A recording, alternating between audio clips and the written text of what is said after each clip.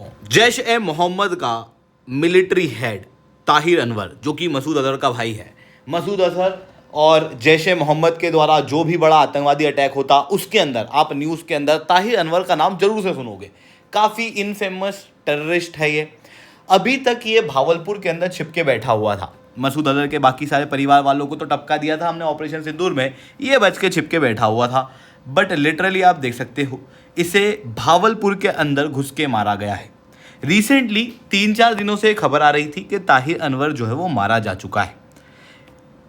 उनके ऊपर चीज़ें कंफर्म नहीं थी, इसलिए मैंने वीडियो बनाई नहीं। बट कल मसूद अजहर ने इस बात को कंफर्म कर दिया है कि उसका भाई ताहिर अनवर मर चुका है।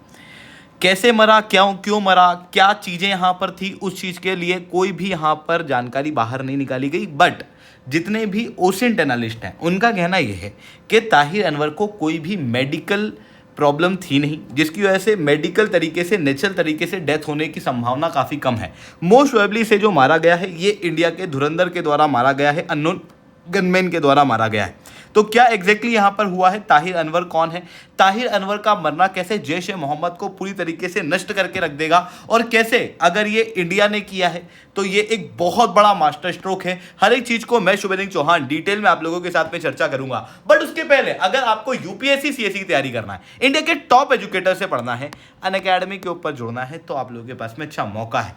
क्योंकि अभी SRC 10 कोड को यूज करने के बाद आपको 60% तक का डिस्काउंट और 6 महीने तक का एक्सटेंशन प्राप्त होने वाला है। इसके अलावा अगर आपको जियो पॉलिटिक्स रिलेटेड न्यूज की रेगुलर अपडेट चाहिए तो आप पाथफाइंडर चैनल को सब्सक्राइब करो, और हाँ, मेरी वीडियो को लाइक करना बिल्कुल भी मत भूलना। एक बड़ी दिक्कत यूपीएससी के बच्चों को ऑप्शन को लेके आती है।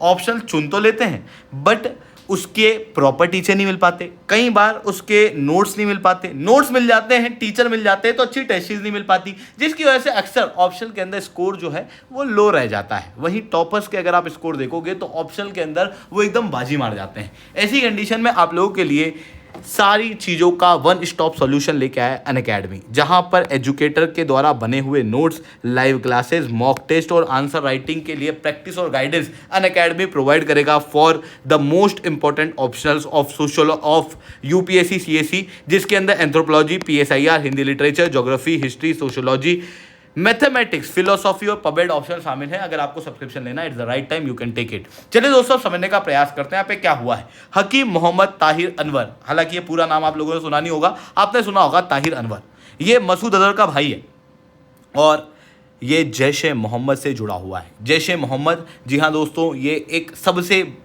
नोटोरियस में कहूँगा टेररिस्ट ऑर्गेनाइजेशन है।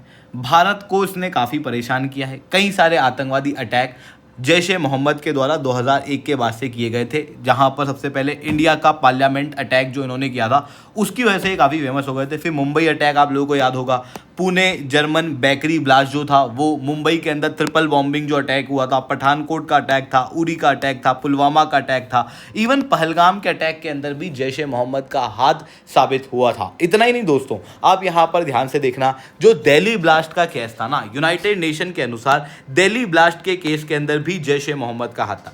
ये जैश ए मोहम्मद भारत को काफ़ी बार परेशान कर चुकी है और इसी का हेड ऑफ मिलिट्री अफेयर था ताहिर अनवर, जो कि काम करता था टेररिस्ट की ट्रेनिंग को लेके, जो भी आतंकवादी हैं उनको हथियार सप्लाई करने को लेके, हथियार को प्रोक्योर करने को लेके, इनके हेडक्वार्टर को मैनेज करने को लेके, यानी कि he was the backbone of Jaish e Mohammed. 2001 से ये जैश ए मोहम्मद का बैकबोन ताहिर अनवर बना हुआ था, क्योंकि 2001 के अंदर ही जैश ए मोहम्मद जो है वो बनी थी।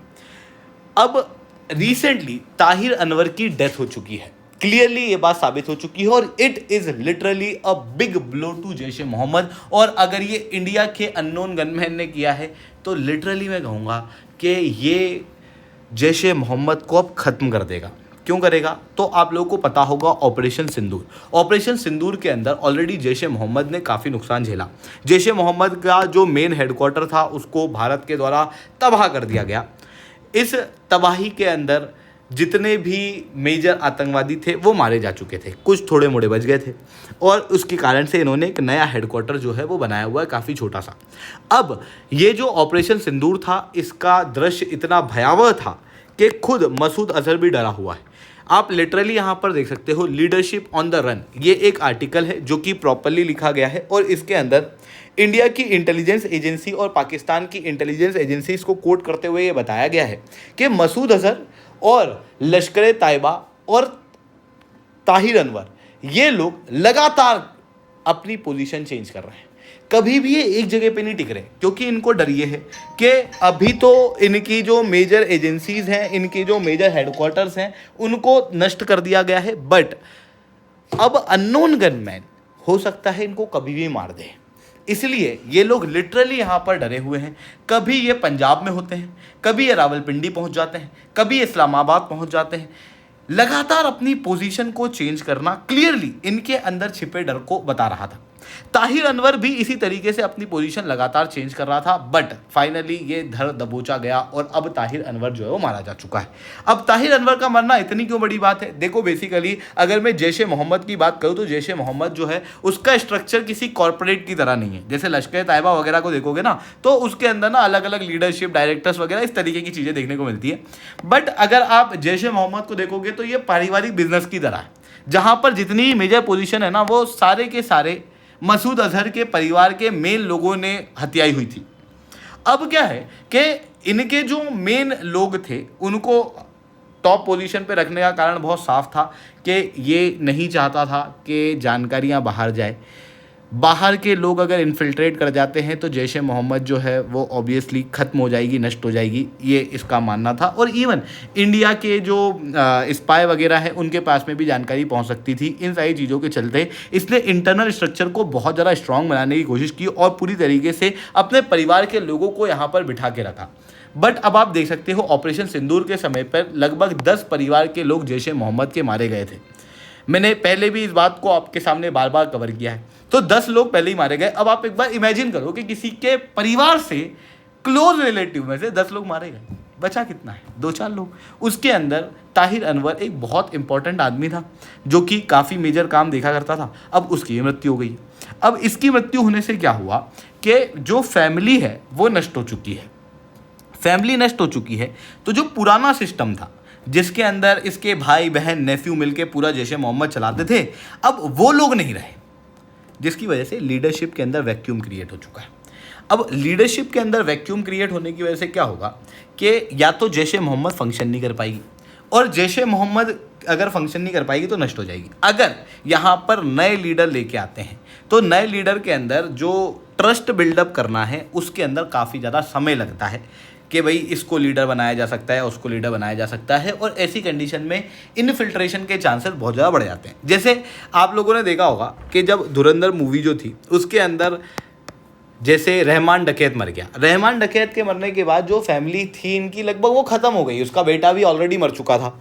ऐसी कंडीशन में जो उज़ैर है, ये उज़ैर के हाथ में जब सारी गद्दी आई तो ये अकेला क्या क्या चला है, ये पूरी तरीके से डिपेंड जो हो जाता है वो यहाँ पर हो जाता है हमज़ा अली के ऊपर, और फिर धीरे धीरे करके हमज़ा जो है वो उज़ैर को हटा ही देता है और पूरी तरीके से जो इनकी ऑर्गेनाइजेशन है उसको अपने कब्जे में ले लेता है।